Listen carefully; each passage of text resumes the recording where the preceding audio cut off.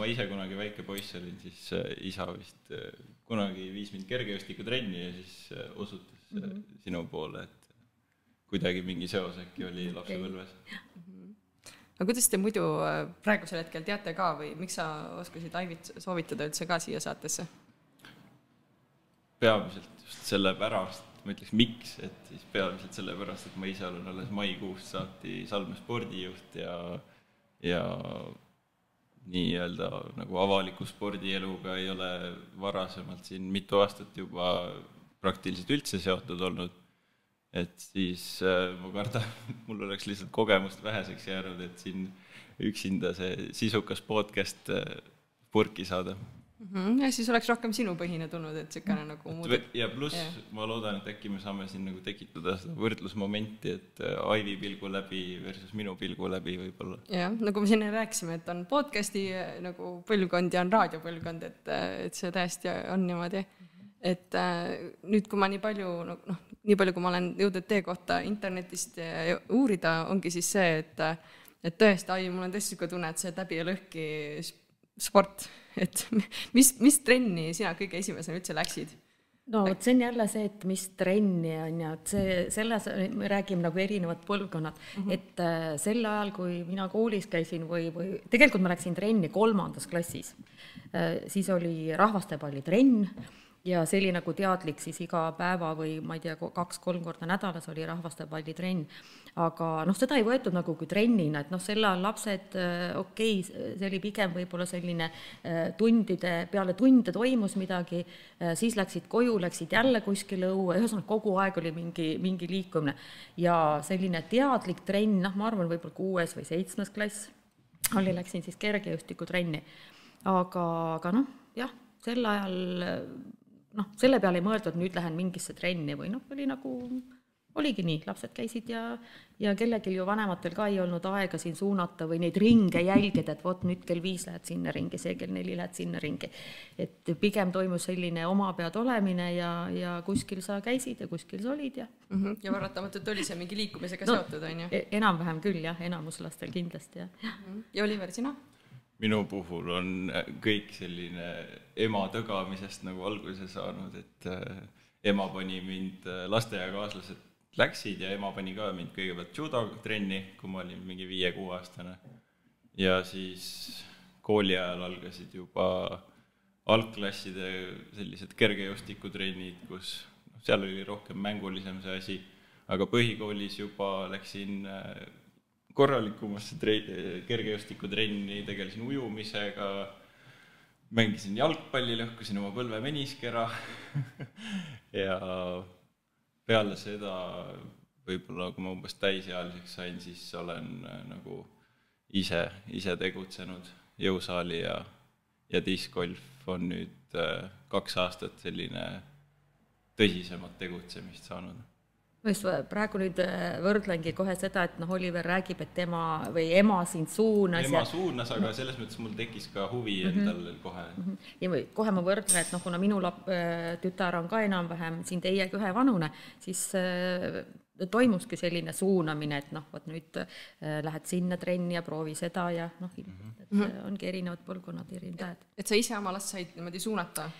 Tegelikult minu laps hakkas käima minuga koos treeningtunnis, kui ma ise töötasin treenerina. Oma last, tegelikult ma ei suunanudki teda, ta lihtsalt oli mul trennis kaasas, kuna mina ei olnud kodus nii-öelda lubatud 3 aastat, mis vanemal on võimalik kodus olla, et ma ilmselt läksin tööle, ma ei tea, võib-olla aasta või 1,5 peale lapse sündi ja tegelikult siis minu laps oli mul kogu aeg trennis kaasas. Et alguses võib-olla seal kuskil nurgas natukene istus või mängis, aga tegelikult ta kogu aeg käiski mul kaasas nii kaua, kui kooli läks. See tihti tuleb ju sellest, vaata, kui lapsed näevad, mida vanemad ees teevad ja on paratamatult seal sees, siis kuidagi see pisik nagu tekib. Ja. Aga mis spordialasid sa Aivi üldse nagu proovinud kunagi oled, et võid nüüd selle pika nimekirja? Ütleme nii, et proovinud, teadlikult ma ei ole proovinud peale kergejõustiku. Ütleme, kergejõustik on selline teadlik valik olnud. hiljem tuli juurde ka tennis tuli hiljem tänu sellele, et Saaremaal ei olnud tennist, et tennis tuli mul alles siis, kui ma ülikooli läksin. Ja ütleme, need on 2 ala, mida ma olen nagu teadlikult kas siis ise teinud või siis trennis käinud, aga nagu ma ütlen, et kehakultuuri haridusega ma julgen õpetada algtasemel, ma arvan, kõiki spordialasid, välja arvatud võitluskunstid, millest ma ilmselt seal ma olen võhik. Aga ma arvan, jalgpall, korvpall, võrkpall, ujumine, et A ja B ma nende aladega saaksin ilmselt hakkama. See tundub tõesti väga mitmekülgne ja hästi niisugune avatud meelega inimene, et kui kuskile kutsutakse, siis tihti on su vastus ikkagi jaa? Jaa. Eks sellega ongi nii, et enne kõigepealt ütled jaa ja pärast ütled ei tea, oleks ikka võinud ei. Ja siis pärast, kui on asi tehtud, siis on tunne, et okei, tegelikult nagu oli täitsa päris hästi, jah. Ja sest, et see sport, ma ise olen maadlussporti teinud ja just ongi alles gümnaasiumis läksin või oli see 9. klassi lõpus, et ka nagu kui ma käisin küll sellises ta ei ole päris linn Tammsalus, käisin koolis, aga maal elasin, siis nagu ka ei olnud väga seda, et kui buss tuli koju, siis buss tuli koju ja siis ei saanud nagu trenni jääda ja oli nagu seda liikuvist mujal ka. Aga see oli päris äge, kuidas nagu see trenn kuidagi oli nagu natuke teistmoodi asi, kui see niisama õues jooksmine või selline eriti veel nagu gümnasistile, kes enam väga ei jookse õues ka, on ju, et no tegelikult ütleme jah, mis trenni puhul on, jälle ma ei taha, ma kogu aeg nagu hakkan kordama seda, et oli ja oli siis, aga trennis ikkagi sa nagu tahtsid kellegiga ennast võrrelda, seal oli see väike võistlusmoment ja mis lastel ilmselt oli kindlasti suurem, kui hetkel on see võistlemise tahe ja endale, ütleme, enda proovile paneku tahe. Et nüüd, kui ma praegu ka treenerina töötan, siis ma näen, et seda võistlusmomenti enam väga ei taheta. Et see lõpeb ära kuskil sellises, varajases teismeas, et algklassid, lastelapsed veel väga hea meelega võistlevad. Aga juba kui selline 10, 11, 12, siis enam ei taheta võistelda. Et ja ma ise olen mõelnud, ilmselt see võib-olla on tingitud ka sellest, et meie praegu ühiskond, sa pead kogu aeg võistlema, sa pead koolis olema kõige parem, sa pead, ühesõnaga see võistlemise moment on iga asja juures. Ja nüüd, kui sa sinna trenni tuled ja seal sind ka pannakse kellegiga kogu aeg võistlema ja vaata, seda tegelikult on näha. Kuidas ise, Oliver, tunned selle koha pealt, et kas, kui on nagu gümnaasiumis palju asju teha ja nii edasi, et kas see võistlus pigem nagu tekitab mingisugust häid omadusi selleks, et ka mujal võistelda või tegelikult see väsitabki ära, on sul mingit sükast kogemust ka? Gümnaasiumi kõrvalt mul mingit tõsist võistlemist omal ei toimunud, aga kindlasti ta selles mõttes tahab valmisolekut, pühendumust, et nii-öelda võistlusvaimu, et päris, kui mul ikkagi on halb enesetunne ja väsinud ja halvasti söönud, mis iganes, ja lähen niimoodi võistlema, siis enamasti need võistlused kuskil pool tundi olen, ütleme, võistlus kestab näiteks 2 tundi, siis poole tunni pealt ma juba tunnen, et täitsa lõpp, et ma oleks võinud parem kodus oma kuidagi stressi või seda maandada ja hoopis trenni teha selle asemel, et oleks võib-olla kasutegur suurem. Et ma ise olen korduvalt niimoodi ennast tundnud võisteldes. Mis võistlustel sa praegu võistled? Discgolfi väiksemad nädalamängudeks nimetatakse sellised väiksemad võistlused. Ise korraldan ka Salmel. Et see aasta Salme klubiga peaks olema 19 võistlust korraldatud. Päris äge. Millal sa discgolfi üldse avastasid enda jaoks? 2017 suve lõpus ja kusjuures selles mõttes hea õppetund kogu eluks, et ei tasu nagu ühtki eelarvamust endale seada millelegi. Nii. Et kui ma esimest korda nägin inimesi discgolfi mängimas, oli ka võistlust nägin kõrvalt, et mängiti võistlust ja niimoodi, kõik tegid seal sooja ja kõik. Ja see tundus minu jaoks nii jabur ja ma mõtlesin, et mis spordiala see selline on. Ja kui ma ise ketta kätte võtsin, siis ma olin kohe sellest loopimisest nagu sõltuvuses. Kas sul tuli kohe alguses hästi välja või pigem nagu... Ei, pigem ongi niimoodi, et ma ei võtnud seda sugugi tõsiselt, ma tegin seda lihtsalt ajaviiteks sõpradega päris mitu aastat ja sellega ma tekitasin ka korraliku nagu karuteen endale tehnilise poole pealt, kui ma üks hetk otsustasin, et mulle see spordiala ikkagi väga meeldib, tahan asjaga tõsisemalt tegeleda, hakkasin filmima ja analüüsima seda sporditehnikat, siis no see on ikka metsik töö, et seda nagu parandada. Jaa, et sellega võin nõustuda, et kui mingisse asja sisse minna, siis või noh, ütleme, et tõesti nagu sa ütlesid endale karuteene, et sa läksid liiga süvitsi ja nii-öelda hakkaski väga meeldima ja nüüd on nagu noh, see on nagu mõnes mõttes see kohustus, et ma tean, et ma saan paremaks, ma tean, kuidas ma saan paremaks ja ma tean nagu noh, umbes ka võib-olla veel täpselt mida täpselt, aga seda ei tea, aga hästi äge teekond. Oliveri jutuks siia, et alati igalühel võib olla oma arvamus iga ala kohta, aga alati ei maksa seda välja öelda. Miks sa nii arvad? Praegu, et tegelikult ongi inimestele, kellele meeldib üks ala, kellele meeldib teine ala ja tõesti tekib mõne ala suhtes eelarvamus, et allu, et see mingi spordiala või mis nad seal teevad. Okei, see on sinu arvamus, aga ära siis seda nii-öelda valjusti välja ütle. Ma mõtlesingi oma peas seda tool, et ma sõitsin lihtsalt mööda diskgolfi rajast, nägin, et et võistluseks tehakse sooja ja siis mõtlesingi niimoodi. Ja tihti nii juhtubki, et need asjad, mis meid nagu mõnes mõttes natukene nagu veidralt tundma panevad või ärritavad, need tegelikult on meile kuidagi olulised, et hoopis ongi vaja nagu sellega tutvuda, et miks ta nagu niimoodi nii huvitava emotsiooni sinust tekitas, on ju? Et selles mõttes nagu see on üks näide, nagu miks tasub olla avatud kõigile uutele võimalustele, ma arvan. Kunagi ei tea, mis sellest võib lemmiktegevus saada. See on nii ja naa, võt ongi, et igat asja siis ei tea, ongi lõpuks ei tea, sul lõpuks tekib nii palju neid meeldivaid asju, siis sa pead jagama või ei oska valida või jah. Aga see ongi, ma arvan, niisugune elu võimalus, või nagu elu annab niisuguse võimaluse sul nagu panna prioriteete nagu paika ja nagu märgata, et mis siis on sinu ja mis ei ole sinu ja tihti ongi seda oskust vaja, et mingist asjast lahti ka lasta, eks. Ja samas tänapäeval neid alasid tuleb ju järjest juurde, et neid uusi alasid tuleb ju juurde, et loomulikult, kui on võimalus, alati tasub need kõik ära proovida, mitte kohe öelda, et kuule, et see on jama või sellega pole mõtet tegeleda, sest neid alasid kogu aeg, iga päev jälle kuskilt midagi kuuled või näed, et jälle midagi tuleb, aga nii ta on, jah. Sa, Aivi, ütlesid enne, et kui sa alustasid tennisega või nagu tennis sinu jaoks nagu alles tuli, siis ta saigi nagu sinu jaoks tähtsamaks, seepärast, et Kuressaares ei saanud väga kuskil tennist mängida. Kuidas siis nagu see juhtus, et sina seda tennisasja, kas hakkasid nii-öelda ajama seda asja või sa olid kuidagi juures või kuidas see tennise ajalugu siin Saaremaal ja Kuressaares üldse nagu kasvanud on, räägi sellest natuke?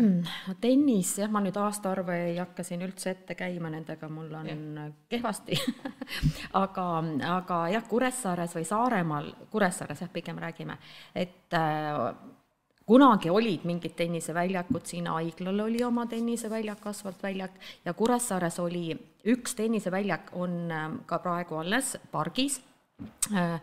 See oli ainuke tenniseväljak siis Kuressaare linnas, selline korralik väljak, mis eelmisel aastal sai 100-aastaseks, see on Eesti kõige vanem tenniseväljak, mis iseenesest vääriks juba sellist autahvlit ja silti sinna.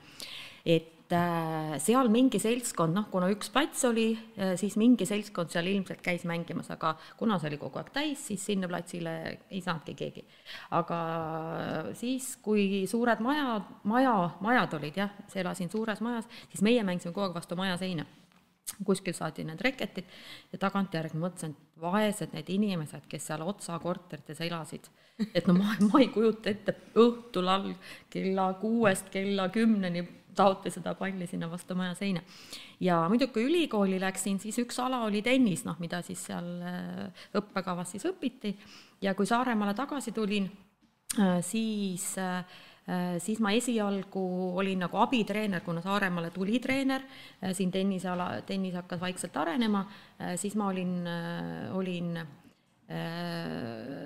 treener toodi Tallinnast ja siis ma olin tema kõrval nagu abitreenerina spordikoolis. Aga üks hetk siis treener läks Tallinna tagasi, siin natukene see elu vaibus ja siis mina võtsin nii-öelda need spordikooli tenniserühmad üle ja hakkasin sellega siis vaikselt toimetama, sellest ma arvan on juba 20 aastat, võib-olla isegi rohkem tagasi. Ja muidugi Kuressaares siis üks hetk toodi Kuressaarde tennisehall, hakati siin vaikselt ka jälle seltskond inimesi. Raimo Kägu oli tol ajal siis Tallinna poolt, kes oli suur ärimees ja Saaremaa väga meeldis ja siis ta organiseeris Kuressaarde kilehalli, kus siis hakkas selline kirev tenniselu toimuma. Ja nii ta on läinud jah, et tegelikult ma olen nagu selle uue ajastu tennise Saaremaale tuleku algusest sünni juures olnud siis algusest peale. Jah. Väga äge, mis see kilehall tähendab? Kilehall oligi kile, nagu kuppelhall. Tänapäeval on need jalgpallihallid, on sellised kilehallid, nagu täispuhutav hall. Ja. Kas sellist on praegu ka pannakse vahel üles? Jalgpallihalle on, mandril on, muidugi enam, tolle hetkel olid need kuskil Saksamaalt toodi vanad hallid ära, pandi siin Eestis üles, nagu see aeg oli. Aga tänapäeval muidugi enam selliseid halle ei ole kuskil üleval, jah. Et eks nad on oma aja ära elanud, Saaremaal oli alati see häda, et kõva tuul oli, siis puhus see tuul selle alla või tuli lumi, siis lumi surust alla, siis jälle terve see tennise seltskond, 30 inimest läksid siis hoogtööpäevakule lund halli pealt ära lükkama, et jälle saaks üles ajada, nii et tol ajal oli jah selline seltskondlik tenniselu hästi aktiivne, tehti kõik asju ja jaanipäevad ja nii edasi. Aga inimesi on ikka olnud, et seda ei oleks, et sport sellepärast ära jääks või keegi ajaks, et inimesi ei ole, kes teha tahavad või? Eks kõik alad arenevad ju siis, kui inimesi, kui tahtjaid on. Ja. Et kunstlikult ei saa midagi tekitada, et toome siia ühe ala, et äkki hakkab minema, et pigem ikka peab see initsiatiiv tuleb inimeste enda poolt, et kui on huvilisi näha, siis ta siia jõuab ka, jah. Kus räägime korra sellest võistlemisest natukene ka, et Aivi, sinu kohta ma internetis leidsin, et sa oled ka suur algataja ja võistluste ja ürituste korraldaja, et kus sul see kirg tuleb, et nagu ise midagi, sellist ongi võistlust nagu korraldada, et tulge saame kokku ja oled jälle kuskil kõrval olnud ja üle võtted või? Ei ole, vaata, ilmselt minu tüüp ongi, inimtüüp või natuur ongi see, et mulle meeldib ise teha ja mulle meeldib ka korraldada ja näha, et inimestele see asi, mis mulle endale meeldib, ma teen tavaliselt neid asju ka korraldan, mis mulle endale meeldib. Et pigem ta on see, et ma ise naudin seda ja kui mul on veel seltskond, kes seda samamoodi naudib, siis see ongi hästi. Seda on hea kuulda, et ei ole nagu, et ei pea tegema asju sellepärast, et nagu, et ma ei tea umbes, et keegi peab ära tegema või niimoodi, et kui palju nagu sport annab üldse, ma küsin Oliver sinu käest ka, et kui palju sport annab üldse nagu võimalust ise teha? Mina tegelen discgolfiga, see on selline väga kiiresti arenev spordiala praegu ja kõik on oma initsiatiiv põhimõtteliselt, et pole nagu mingit liitu või kedagi, kes seda kuidagi koordineeriks või ma ei oska isegi ette kujutada, et keegi peaks aitama. Eks see nende ürituste või spordivõistluste puhul ongi see, et spordivõistlus ju enamus spordivõistlusi korraldavad klubid, et selle mõttega, kuigi öeldakse, sport on äri, ta ongi äri, siin teenitakse suuri rahasid, aga ütleme siin sellistes väikestes kohtades nagu Saaremaa, ta on ikkagi, põhineb sellisel initsiatiivil, et keegi tahab midagi teha, et teeme ära, et ta on ikka suht palju selline ühiskondlik ja tõesti klubide enda initsiatiivil toimuv tegevus. Et kui on eestvedajad, siis asjad toimivad ja eks me oleme ka näinud seda, kui eestvedajad ära kaovad, siis need asjad lihtsalt jäävad soiku mõneks ajaks ja jääb ainult loota, et võib-olla mõne aja pärast tuleb jälle mõni eestvedaja, kes siis asja uuesti nii-öelda üles võtab ja käima ajab. Nii vist on päris paljude asjadega tegelikult ja no mis see elu on, kui ainult nagu inimeste enda loodud, et ei ole midagi muud veel siit väljast. Et see ongi seesama, et kunstlikult sa ei saa midagi tekitada, et meil praegu ju, ma ei hakka siin alasid nimetama, mis Saaremaa mõistes on olnud üks hetk võib-olla väga kõrgel tasemel ja harrastajad palju, aga tänaseks päevaks on nad praktiliselt hääbunud, sest eestvedajad ei ole, noortele enam kõik alad nii atraktiivsed ei ole, tulevad uued alad ja midagi ei ole teha, et see ongi see nii-öelda elukäik, et ühed nii-öelda surevad, teised tulevad, et nii ta kahjuks on. Jah, sest et päris palju ongi uusi spordialasid, ongi ju nüüd ju just need, mida noored üle võtavad, ongi see discgolf ja muud asjad, et ega selles midagi halba ei ole, et nad enam väga muid asju ei tee, mis vanast olid. Et jaa, aga Oliver, räägi korra natuke sellest ka, et sa tegeled discgolfiga ja sa ütlesid, et see on kiiresti arenev ala. Et kuidas sa ise loomustaksid inimesele, kes nagu ei saa üldse aru, et kuidas discgolf on nagu spordiala või nagu üldsegi nagu mis seal siis areneda on, et jah, et viskad ju seda ketast sinna korvi sisse, et mis seal siis areneda on, et räägi natukene sellest täpsemalt. Discgolf on arenev spordiala on ta selle poolest, et kõik ka profisportlased treenivad ja töötavad peamiselt omaette, et ei ole treenereid, ei ole nagu sellist koordineeritud tegevust, et ja ta selles mõttes asi muidugi liigub selles suunas, et USA-s profid ise treenivad ja USA on üldsegi nagu Euroopast, see on, kuidas keegi ütleb, kas 5 aastat ees või isegi rohkem, et Euroopa on nagu USA pealt seda mängu mängima hakanud, aga saaksid sa korra küsimust korrata?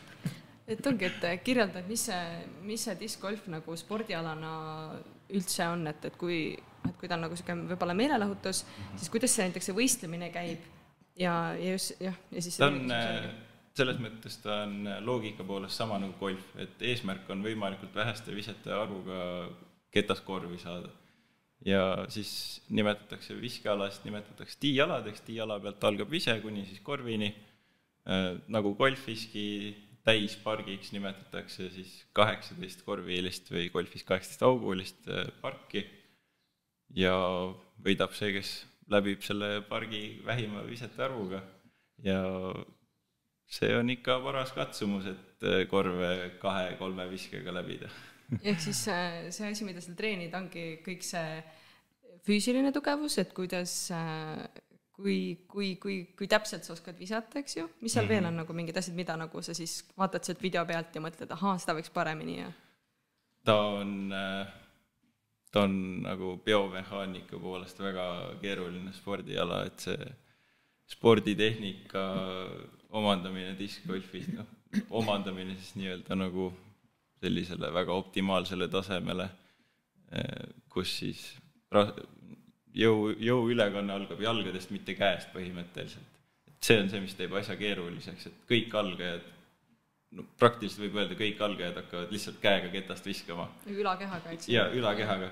Ja maast ei saa nagu mitte midagi sinna viskesse sisse. Ja see on metsik töö, et saada rotatsioon pluss siis veel selline, kuidas seda nimetatakse, nagu horisontaalne liikumine, nagu see jõud niimoodi rakendada korraga sinna viskesse ja et see ajastus ja kõik toimiks efektiivselt, see on ikka metsik töö ja ma arvan, et kui spordiala areneb ja tulevikus muutub nagu inimestele või et muutub tavalisemaks rohkem, et inimesed teavad sellest alast, siis ma arvan, et hakatakse ka avalikult sellest tehnika poolest rohkem rääkima, et praegu üks selline nagu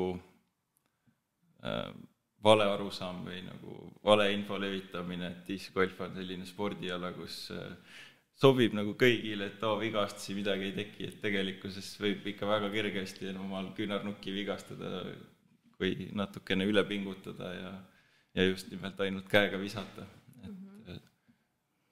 Ja siit ma võib-olla loen selle vastusega välja, et kuidas ta areneb, ongi täpselt see, et kui praegu tehakse omaette ja mõnes mõttes alles luuakse seda tehnikat ka, mida nagu õpetada, siis ta arenebki sinna poole, et varsti ongi laagrid ja treenerid ja siuksed asjad, eks ju? Minu see, nagu ma ütlesin, et ma 2020 aasta alguses oligi talvel, kui ma otsustasin, et ma tahan selle asjaga tõsisemalt tegeleda.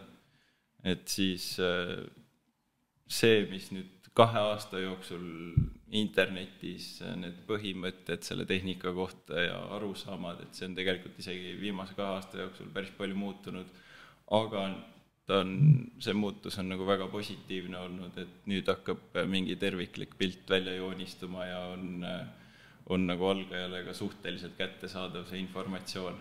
Kui varem oli selles mõttes tõesti niimoodi, et mingid X-soovitused, mis tegelikkuses käisid nagu kuidagi niimoodi inimeselt inimesele kellegi enda aru saama. Ja seal oli nagu vasturääkivusi erinevate soovituste vahel ja nii edasi.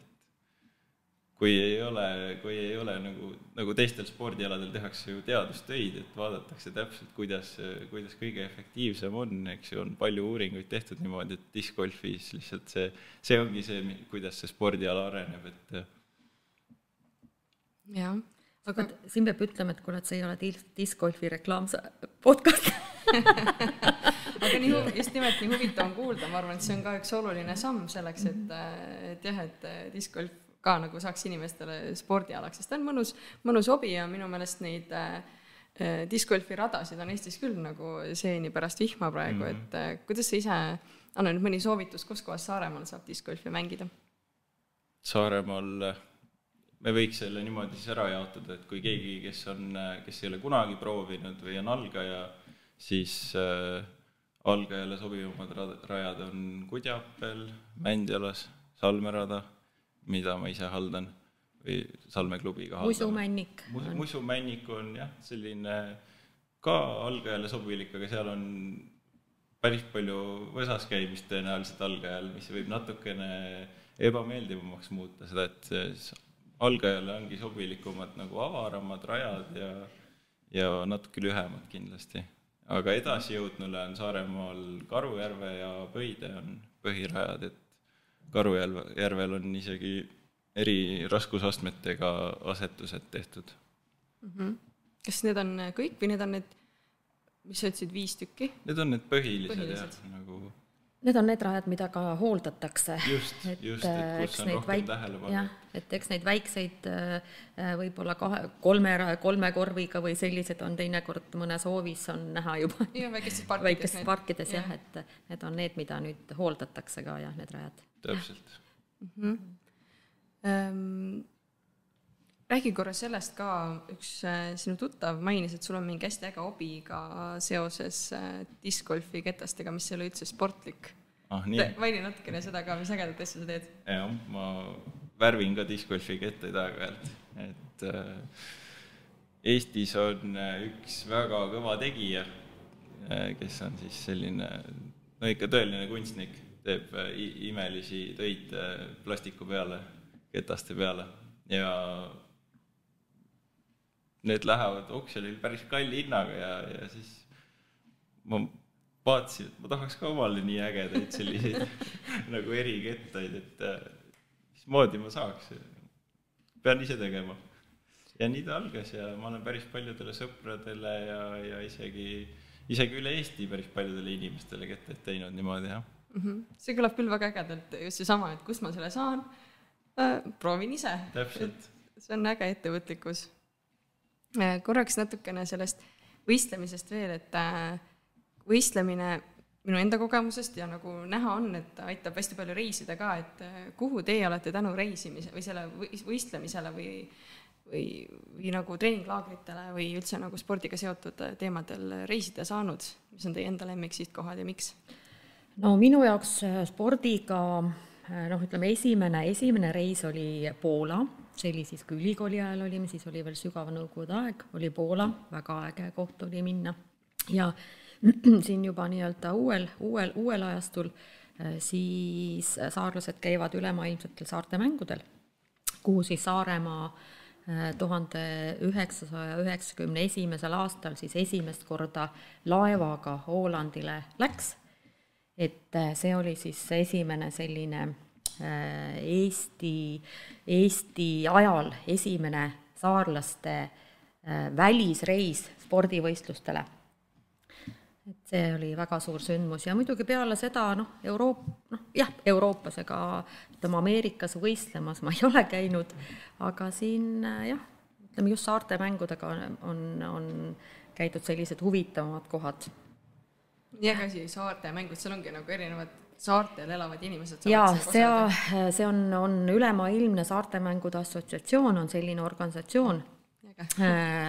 Ja sinna, see on väga valitud seltskond seal on teatud arv, ma praegu numbrit ei ütle, kas oli 23 maailma mitte väikesaared, kõige rohkem on seal Inglise saari ja need saarte mängud toimuvad siis üle 2 aasta.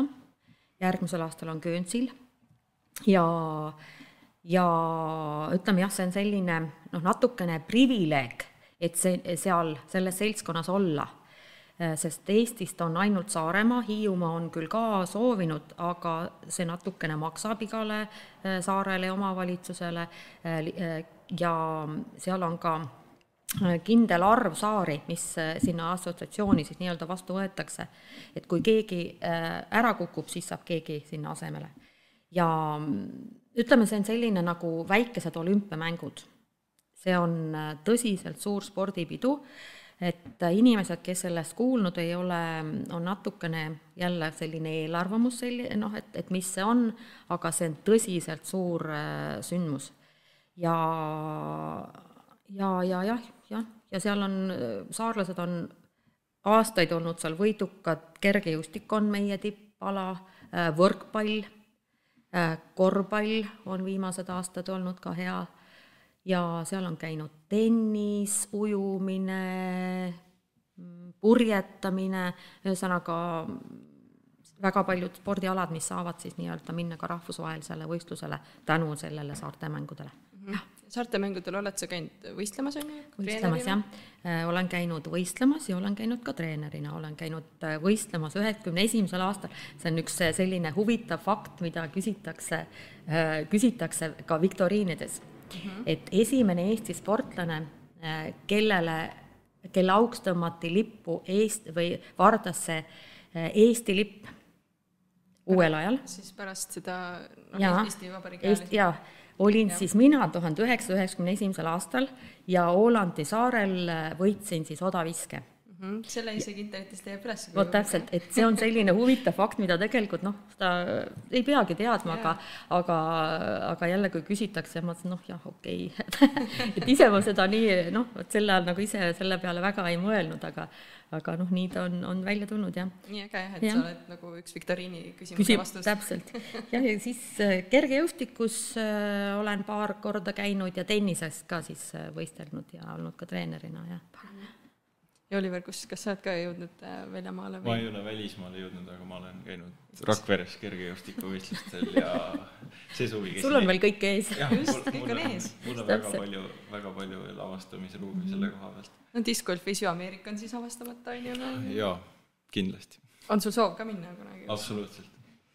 Seda ma olen kuulnud siin discgolfi, nended, kes teevad, et Ameerika on ikka see ja nii edasi, et Albert Tammega oli nagu mingi aeg võimalus vestelda nendel teemadel, et siis tema ütles ka, et ikka USA on see koht, kus käia.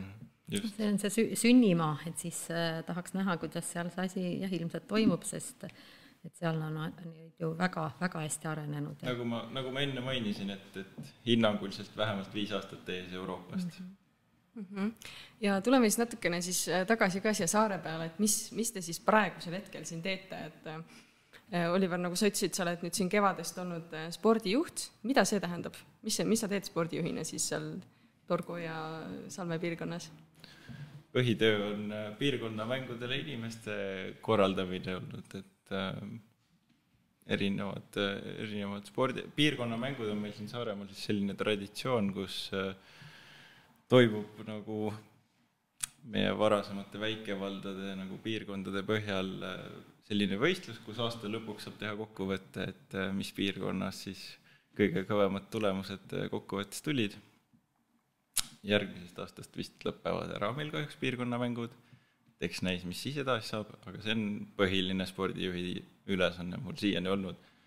Ja sellele lisaks ma korraldasin see aasta jaanipäeval korraldasin lõbusaid sportmänge, tegime saapaviset, kõievedu, palljämbrisse viset, sellist asja. Ja siis me taaselustasime siin just uue traditsiooni kõievedu. Ajalooliselt oli kõievedu Nasvajõel, et me tegime seda nüüd siis Salmejõel, järgmine aasta on plaanis Nasval korraldada. Et igasugu selliste pisemate üritustega, nagu olen korraldusmeeskonnas, abitiimis, võistlustele helistangi läbi inimesi, küsin soovitsi, keda kutsuda, et väga palju on uusi tutvusi tekkinud see aasta, et ma väga hindan seda just tutvuste koha pealt eriti. Ja sport annab palju tutvusi ja mulle nagu on küll jäänud arusaam, et tihti spordiinimesed ja need, kes korraldavad, ongi sellised avatud meelega ja hästi nagu toredad inimesed, kellega elus üldse nagu asju ajada. Kuidas siiamaani tuntud on, et kas on õige valik? Jaa, absoluutselt, et siinkohal tuleks võib-olla ära mainida, et see on 0,25 kohaga töö, et ta ei ole ikkagi nagu esmaspäevast reedeni, ta on pigem see, et on vaja lisategevust ja oma vabast ajast tegeleda spordijuhi kohustustega. Ma siia Oliveri jutule natukene, ütleme lihtsalt täpsustuseks võib-olla, kui mõni nime kuuleb, et mis need piirkonnamängud on ja mis need spordijuhid üldse on, et siin nüüd, kui tekkis see uus suur vald, et siis, et kuidas piirkondadesse seda spordi tegemist ja liikumist, siis nii et Kuressaares kindlasti kõik asjad on ja, aga kuidas siis nendes maapiirkondades siis sportlikku tegevust siis natukene elavdada. Ja siis sai otsustatud või mõeldud, et igas piirkonnas, mitte igas piirkonnas, meil on siin suuremad väiksemad, et oleks siis omaga spordijuht nii-öelda, kes siis natukene seda piirkonda siis sealt taga tutsitaks ja sportliku tegevus siis koha peal natukese eest veaks. Ja piirkondade spordimängud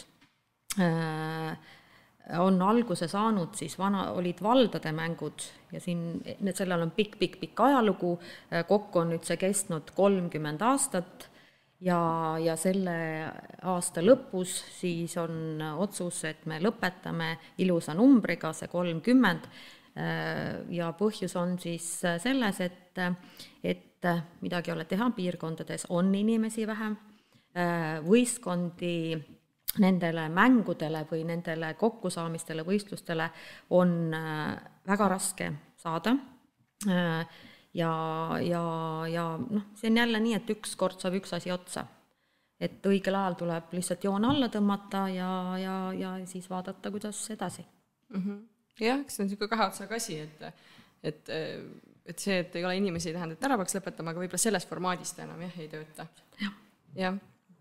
Ja sina nüüd lõpetad ka ühe ameti, see on siis spordinõunik. Mis vahe on spordinõunikul ja spordijuhil? Sa oled ka nüüd siin kas 4 aastat olnud varsti? Jah, novembrikuus oleks saanud 4 aastat. Ütleme, vahe on öö ja päev.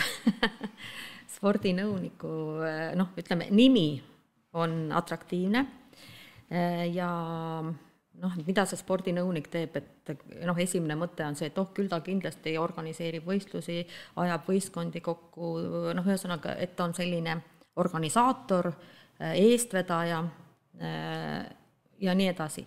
Aga tegelikult see üldse mitte nii ei ole.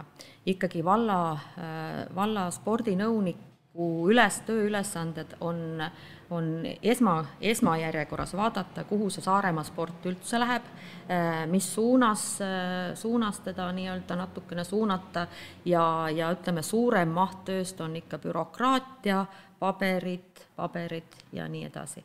Et see ei ole nagu väga selline, et nüüd hurraa, et nüüd saab midagi teha, et asjad võtavad kaua aega ja jah, nõunik kõlab jah niimoodi natuke, et ta ongi selline nagu see, kes teab asjast ja siis ta nagu juhendab teisi või nagu umbes juhib seda laeva niimoodi siit ülevalt, mitte ei lähe nagu alla juhend. No eks ta tegelikult võiks olla nimi, ütleme see tegevus ja nimi kahjuks ei lähe väga kokku ja eks siin ka on kindlasti omad põhjused, jah. Aga kuidas ise näed, kas ikkagi omavalitsusel on vaja sellist spordinõunikku, kes on nagu spordis sees ja oskab nagu siis selle omavalitsuse juhtimise juures ka öelda sõna sekka, et hei, et tegelikult päris elus hoopis on nii? Kindlasti on vaja ja ma sooviks, et seda nõunikku lihtsalt rohkem kaasatakse, et tema võib-olla arvamust või otsust rohkem kuulatakse, aga meil jah, see ei ole mitte ainult meie omavalitsus, et eks see on kindlasti suurem teema, et spetsialiste võib-olla liiga vähe kaasatakse või nende arvamust kuulatakse. Jah, eks ta ole niimoodi, et ei saa nagu millegi üle nuriseda, et kõik läheb nii hästi, kui ta minema peab, eks ju. Natukene ma tahaks ka puudutada ka seda laste teemat, et mul õde on kehalise kasvatuse õpetaja ja siis ma küsisingi tema käest, et mida võiks küsida või milliseid teemasid võiks siis spordiinimestega nagu arutada, et millest oleks ka nagu abi täitsa tavalistele inimestele, nagu kes ei tegele spordiga, kes võib-olla pole lapsigi või näiteks neil on lapsed. Et räägi korra alguseks ise, kuidas sa ise näed nagu seda, et kui sa ütlesid, et varem oli nii, et lapsed niikuinii käisid kuskil, jooksid, olid ei suunatud, aga nad olid seal, siis kuidas tänapäeval on laste nagu sellise huviharidusega, et mis sinu kogemus praegusel hetkel on? Ütlemegi, mis Saaremaa vallas on tegelikult huvihariduse võimalused väga-väga suured ja väga head. Et ma ütlen, et midas meil ei ole balletiringi, meil ei ole, tegelikult on juba Orissaares isegi juba balletiga tehakse, et tegelikult meil see alade valik on ikka äärmiselt suur, et siin ei saa nüüd küll öelda keegi, et kuule, et seda ei ole võimalik teha või seda ei ole võimalik teha, et ma arvan, et huvihariduse võimalused on head ja sporditingimused on head, et Pigem ma ütlen, et meil on selle poolega küll hästi Saaremaal. Igal juhul on head, et ma lisaks siia võib-olla, et kui on veel natukenegi seda oma tahet seal juures, näiteks mina läksin gümnaasiumis, mul oli paar aastat seal vahet jäänud ujumisest, aga ma läksin gümnaasiumist tagasi ujumistrenni niimoodi, et ma läksin lihtsalt lastegrupi treeningu ajal sain käia ja ujuda. Muidu ei olnud gümnasistidel eraldi seda võimalust, aga läksin, küsisin ja sain. Ja et võid aasta-aasta uuesti alustada ja tahtsid, on ju? Jah. Okei. Ja kui vanade lastega sina, Aivi, tegeled oma spordikoolis? Minul on alates 6. eluaastast, et kes siis kas lasteaia viimane rühm või kooli esimene klass, et siis sealt alates ja kuni gümnaasiumi lõpuni välja. Mis spordialasid teie spordikool õpetab? Minul on tennis. Tennis on nagu põhiala, aga on ka kergejõustikuala. Kergejõustikus mul on mõni selline eratreenija, kes käib eraldi, aga põhirühmad on siis tennises, jah. Kus te põhiliselt trenni teete? Meil on tennise hall Kuressaares, 3 siseväljakut, mõnus, ubane, kõik võimalused, tingimused olemas. Nii et 3 väljakut õhtusel ajal muidugi kipub ruumi väheks jääma. Et lapsed alustavad ju ikka tavaliselt kõik kella 3-4, siis on soovijaid kindlasti rohkem kui võimalusi, aga muidugi kuna tegemist on erahalliga, siis loomulikult omanik peab ka vaatama, kuidas oma kulude ja tuludega nii-öelda balanssi saada, et kahjuks praegu jah, seda 4. platsi sinna juurde ilmselt veel ei tule.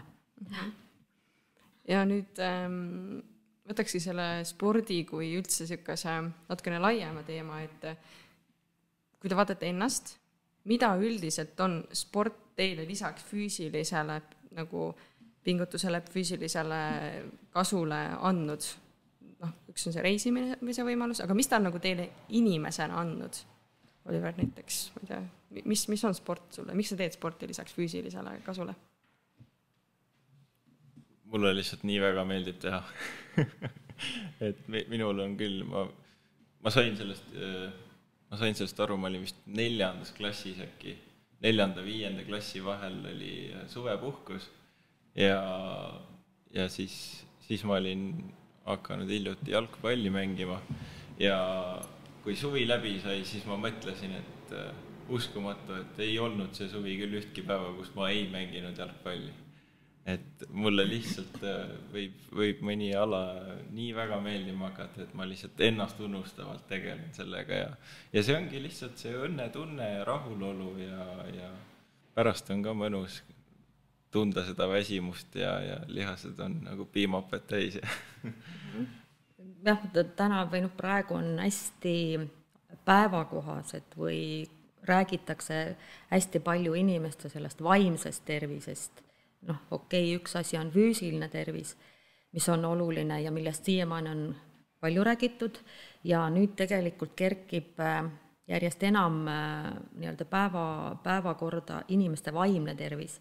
Et võib-olla see on isegi veel rohkem vajab ravimist kui see füüsiline nüüd hetkel, aga ma ütlen ikka, et kui su füüsis on korras, siis on su ka vaim korras. Just. Et need midagi ei ole teha, et kui sa ikkagi oled passiivne, siis su vaim närbub ära, siis sa oled pahur, siis su ümber tundub kõik must ja kole, et tegelikult inimesed, kes tegelevad liikumisega, ärme ütleme, et spordiga, vaid liikumisega, need on ilmselgelt rahulolevamad, nad on vaimselt tervemad, nad on sotsiaalsemad, nii et siin on ainult plussmärke võib tuua, et tegelikult see on väga oluline.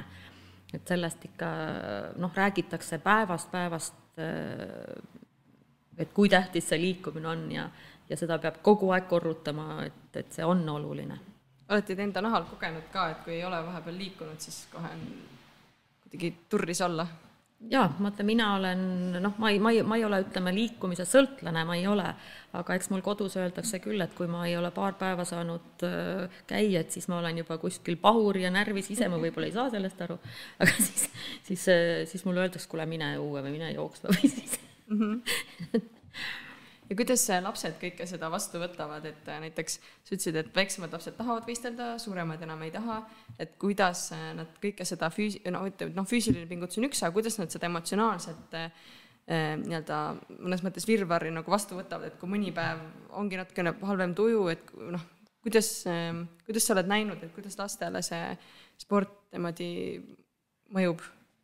No muidugi, eks lapsed on samasugused inimesed ju kui täiskasvanud, üks päev on ilusam ja üks päev on parem ja ühel päeval on hea tuju, teisel päeval on kehva tuju, aga treenerina muidugi sa ju tegelikult tunni alguses kindlasti näed ära selle, mis tujus laps trenni tuleb ja mina julgen öelda, et mul on nii suurt, või ma olen nii kaua seda tööd teinud, et kui ma tõesti näen, et mõnel lapsel on täna kehva päev, et eks ma siis ta käest küsin, et kuidas sul täna läinud on, et on sul koolis halvasti läinud või on sul kodus midagi juhtunud või ja kui ta saab oma nii-öelda asjad nagu natukene ära rääkida, et teinekord ta ei oskagi rääkida, aga tal võib-olla ongi, vähemalt keegi küsib sinu käest, et kuidas sul läks või kuidas sul koolis läheb ja tegelikult siis on vähemalt selleks tunniks ajaks on see mure kadunud, ta teeb kindlasti asjad kaasa ja ma usun, et võib-olla teinekord on nii, et tunni lõpus ta ei mäletagi enam, mis seal alguses oli. Jah, tihti nii on. Ma ise olen ka niimoodi trenni läinud, et mõtlen, issand jumal, et miks ma siin olen ja miks aga pärast ka ära teha, siis tegelikult on ikka hea ja isegi kui on ikka halb, siis vähem mõtled, vähem ma istunud kodus. Et mis ma ütleme, mida siin soovitada täiskasvanutele või lastevanematele, et tegelikult ikkagi kõik see liikumine saab alguse kodust. Et me ei saa kõiki asju jätta kooli peale või treeneri peale või veel kellegi kolmanda isiku peale, et tegelikult hakkab kõik kodust. Et kui need vanemad, ei ole ju mingi uudis, et kui need ikkagi vanemad kodus istuvad, ega siis laps ka ju kodust üksinda välja ei lähe. Tänapäeval seda enam veel, et suurtes linnades sind ei lastagi üksinda välja, siin võib-olla meil veel lähed uksest välja, aga ikkagi vanemad peavad oma lapsi no võtke kaasa, minge jalutama, tehke, et tal tekiks see liikumise harjumus. Et mida vanemaks see laps kasvab, seda raskem on seda sisse harjutada. Ja, mõtleme näiteks selle võistlemise või nagu trennis käimise peale üldse ka, et kui tihti sa näed, et lapsed ja miks üldsegi nagu trennidest ära jäävad, et kas see on see mingi motivatsioon või on see tõesti ongi midagi juhtub, et miks nagu lapsed tihti, no ma ei tea, kuidas see teil on, aga kui näiteks lapsed jäävad trennidest mingi aeg ära, siis mis see põhjus võib olla? Põhjus on erinevaid. Mul on õnneks olnud, mul on vedanud, mul on väga vähe lapse, kes aasta jooksul langevad ära ja see on tegelikult ka täiesti arusaadav, et mõnel lapsele lihtsalt ei meeldi, tal ei sobi see, et tuleb ja proovib, aga ja kõigil ei sobigi kõik asjad ja ta läheb proovib midagi muud, täiesti normaalne. Aga no ütleme nii, et esimene alati tekib see, ma ei viitsi minna. Ja ma olen kui meil sügisel alustame, siis ma olen lastevanematega ka ikkagi teinud nagu väikse sellise diili, et kõigepealt teeme paar nii-öelda proovitundi ja kui ikka siis laps jääb trenni, et ta peab käima vähemalt esimene etapp on aasta lõpuni. Ja kui ta juba aasta lõpuni käib, siis järgmine etapp peab vähemalt käima selle kooliaasta lõpuni, sest me teame ise, üks päev ma ei viitsi minna, lihtsalt ei viitsi. Ja kui see vanem annab ka juba järgi iga kord, ta ei räägigi lapsega, miks see laps ei viitsi minna? Räägi taga, tegelikult ei ole pointi, ta lihtsalt ei viitsi. Et siin ka jälle vanemad annab teinekord hästi lihtsalt järgi ja siis jääbki lihtsalt ära. Ma mõtlengi, et kus on nagu see balanss selle kahe otsa vahel, et kus vanem ütleb, et tõesti puhka siis täna või siis see teine ots ongi see, et ühes otsas ta nagu, et kus on see piir, kus sa peaksid ütlema, et ole siis kodus, et kuidas vanemad saaksid toetada last näiteks?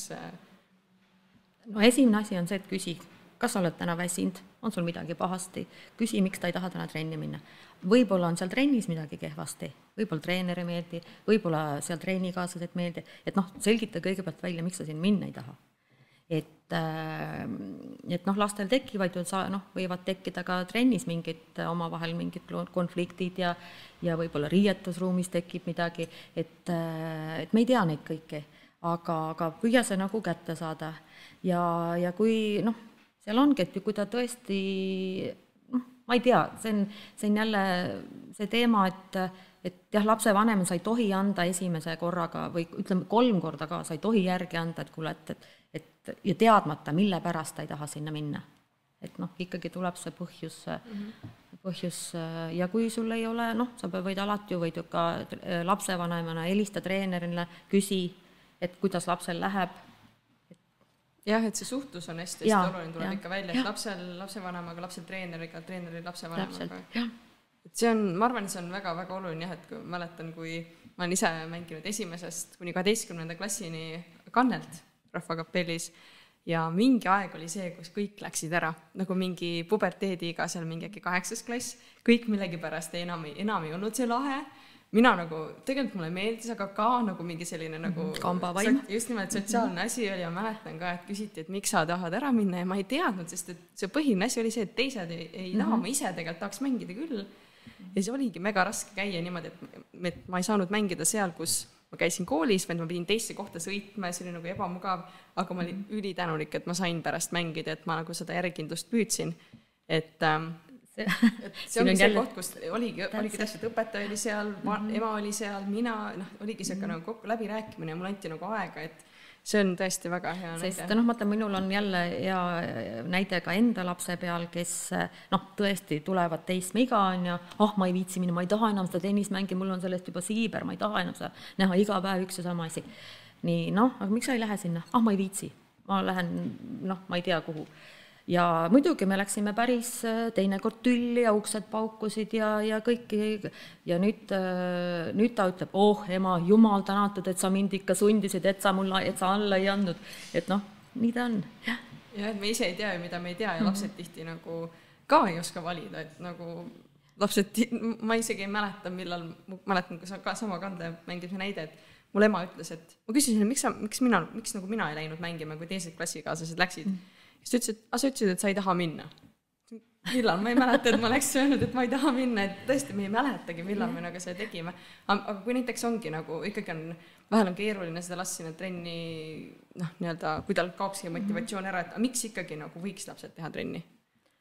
Hästi lihtne hästi nagu obvious küsimus, me oleme juba seda vastanud ka, aga miks? No, tänapäeval on ju see asi, et ta saaks korra sellest telefonist ja arvutist ja saaks ta tunniks ajaks selle tagant välja. Et see on praegu minu arust vist esimene number, miks seda last peab kuskile välja kodust saama ja olgu ta siis liikumine või kunstiring või mis veel muu. Aga sealt kõik edasi, kui ikka tervis on kehva, siis sa koolis edasi ei jõua, siis tekivad seal muud probleemid, siis tekivad juba sul sõpradega võib-olla seal mingid teemad, et tegelikult see liikumine ja see lastel on ju ka tegelikult hästi sotsiaalne tegevus. Et jälle, ma ütlen, et mul on nii palju näiteid, aga üks kõige kurvem näite mul viimasel ajal on see, kui üks poiss ütleb, et koolivaheeg oli ja tuli trenni, silmad olid punased, ma mõtlen, et huvitav, et kas sa ei ole maganud või on sul midagi kehvasti, et olles sa nutnud. Ei, ta istus arvutis. Vaheeg, istub arvutis, ema ei saanud tööl, et ta suhtleb arvutis sõpradega. Aga mine välja, kutsu need sõbrad, et tal ei ole ühtegi sõpra. Ma mõtlen, kus su sõbrad on? Sõbrad on kõik arvutis. Ma mõtlen, helista sõbrale, kutsu välja, sul on vaheaeg praegu Kuressaare linn, minge välja kokku. Nii kaugel. Ma mõtlen, kui kaugel? 2 kilomeetrit. Ja see on see lühikese vahemaa. Ja siis ma mõtlesin küll, et see minule tundub see hästi naljakas, et sõbrad ongi kõik arvutis ja sa ei lähegi enam sõbraga õue mängima või kokku saama, et ikkagi vähemalt see tund aega, mis ta trennis on, ta suhtleb. Seda mul õde nagu mainis ka, et tema on ka märganud, et see on lastele hästi selline koostööd arendav asi ja tihti nagu, kuidagi me oleme individualistideks natukene muutunud, et igaüks peab oma ees seisma, et aga sport aitab võib-olla koos teha, et mina ise olen märganud, et ma ei ole väga suur nagu meeskonna mängude fänn ja see tulles tagasi selle teema juurde, et kui sulle mingi ala ei meeldi, siis tõesti ei tasu seda nagu kaagutada, sest et kunagi sa ei tea, mis sa kaagutad sellest, on ju, et ei ole nagu mõtet, et aga jah, et lihtsalt ma ei ole võib-olla ennast veel nende pallimängudega leidnud ja nagu sellist tiimitööd ei ole väga suured see õpetanud, aga ma näen, et see õpetab väga, väga palju tegelikult. Pallimängud on ka erinevad, ütleme, discgolf, tennis, golf, need on väga individuaalsed alad. Et seal sa ikka sõbraga koos eriti suurt midagi teha ei saa, aga ikkagi see koos käimine ja laste puhul eriti ju seal need trennis tehtavad mängud ja seal on ikkagi vaja meeskonnatööd ja sul on vaja nii-öelda teistega arvestada ja see mõned küsimused veel siia lõppu, et me oleme nii vahvalt juba vestelnud ja ma arvan, et see on mõnusalt läinud, et öeldakse, et ole see muutus, mida sa maailmas näha tahad. Et millist muutust teie siis maailmas näha tahate ja kuidas te seda loote, Oliver? Mina ütlen kohe ära, et ma ütlen, et inimesed liikuge, minge välja, elu tundub palju ilusam. Et meie ümber on hästi palju praegu, on rasked ajad ja ega me sellest üle ega ümber nagu nii ei saa, aga liikuge ja ma ütlen, et tegelikult paljud mured lahenevad iseendast. Naeratage rohkem. See tulebki siis, kui sa liikud. Ja siin nagu püüda kogu aeg kõike optimistlikult näha ja kuidagi, ma arvan, see on minu see vaatevinkel, et ma ei oska niimoodi maailma muutmise koha pealt seda öelda. Siin, et ole naerata ja ole kogu aeg positiivne, siis mõnele tundud sa kindlasti kahtlane. Aga nii ongi. aga seda on hästi näha ka, vaata. See piir tuleb ära tunnetada. Jaa, et millal see tuleb seest ja millal see nagu on juba üleliia, et mingil valel põhjusel naeratad, eks ju. Aga just see küsimus on käendatud sellest, et ma näen jah, et sa naeratad, sa oled väga positiivne, ma näen, et sa tegeled igasuguse liikumisasjadega, et see ongi see, et mida me ise nagu näha tahame, seda me saamegi nagu luua sellega, et me ise nagu elame seda, eks ju. Ja 2 küsimust veel. Mis on sinu meelest Saaremaal sellist, mida mujal Eestis ei ole?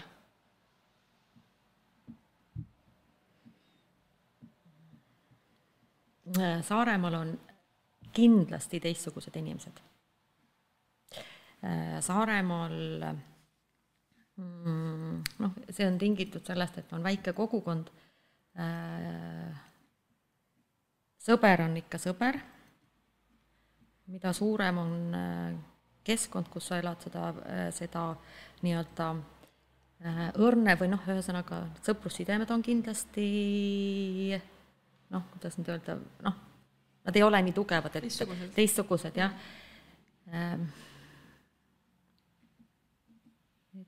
Jah, ma arvan, et inimesed on teistsugused, sellest ei saa mööda, jah, et Ma arvan ka, et Saaremaal nagu inimesed teevad päris palju koostööd oma vahel. Aga samas nagu võib-olla ma ei oska niimoodi hinnata, kui tõele see vastab, aga võib-olla nagu saarlastel on võib-olla natuke rahulikum kuidagi see rütm ja kõik, et siin saare peal kuidagi üks asi mul tuli veel, et saarlastel on ka eluterve huumorimeel.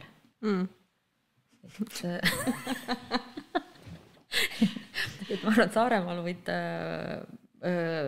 praktiliselt kõikide asjade üle nalja visata, et vähemalt saarlane saab sellest aru, võib-olla mandri inimene alati ei saa. Võtab natukene aega. Ja üks sükene, võib-olla see on sarnane küsimus, võib-olla see on teistsugune, aga põhiasi, et kuna meie saate nimi on Saare maagia, siis mis on teie meelest just see Saare maagia? Maagia, see ongi nagu maagia, et tegelikult me ei tea, mis asi see maagia on. Aga ükskõik, kus sa lähed või oled, et millegi pärast sa ikkagi tunned, et sa tahad siia tagasi tulla. Ja ilmselt see ongi see maagia, me ei tea, mis asi see on, mis siia tagasi tõmbab, et tõesti oled sa kui kaugel tahes, oled kui kaua ära tahes, aga sa tunned, et midagi siin tõmbab siin aru saamata, mis asi siin on. Et siin on ju kõik samasugune elu on. Ja. Et enamus, kes siit Saaremaalt ka ära lähevad, siis ikkagi, ma arvan, suurem osa tahavad siia tagasi tulla ja väga nagu ootavad seda rahulikkust ja vaikust, mis siin saare peal on. Mul on mandril on üks väga hea sõber, kellega ma juba üle 10 aasta kogu aeg olen kontaktis olnud ja ta tahabki nagu eri aastaaegadel Saaremaale siia nagu põgeneda. Teeme sauna, käime külmas vees ujumas, kõike sellist Saaremaa asja. Ja see tema jaoks see elutempo on nagu nii erinev ikkagi Saaremaa versus mis mandril toimub on kuidagi. Mandril on nagu ärevam kõik see. Kuule, maagia ongi müstika, ega me ei tea, mis asi see on, mis asi see siia tõmbab, aga las ta siis jääb niimoodi. Aga me saame nagu selle mõjusid midagi nagu tunda, eks ju. Ma olen väga tänulik, et te võtsite täna selle aja ja tulite ja jagasite, hästi mõnus on vestelda ja kindlasti päris palju asju jäi siit välja, aga need siis ongi sellised asjad, millest siis teiega eraldi vestelda veel, et aitäh, Aive Auga ja Oliver Marling. Ja mul on siin abiks veel Karel Kask.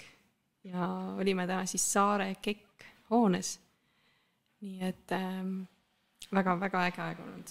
Aitäh teile, mõnusat päeva jätku. Aitäh.